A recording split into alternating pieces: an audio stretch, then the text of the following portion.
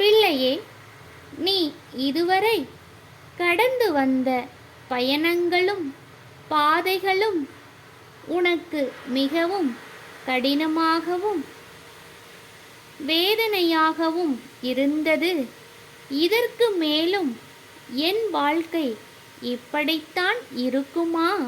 என் அப்பனே முருகா, என்னால் முடியவில்லை, வேதனைகள் தாங்க முடியவில்லை, என் உடனே நீ இருக்க வேண்டும், என் வாழ்வில் நடக்கின்ற பிரச்சனைகளை நீ சரி செய்து தர வேண்டும் என் அப்பா முருகா என்று நீ கண்ணீர் சிந்தி வேண்டி வந்த காரியம் உன் அப்பன் முருகன் நான் கவனிக்கவில்லை என்று நினைத்தாயோ?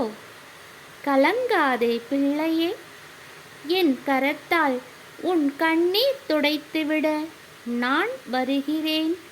உன் கவலைகளை போக்குவேன்.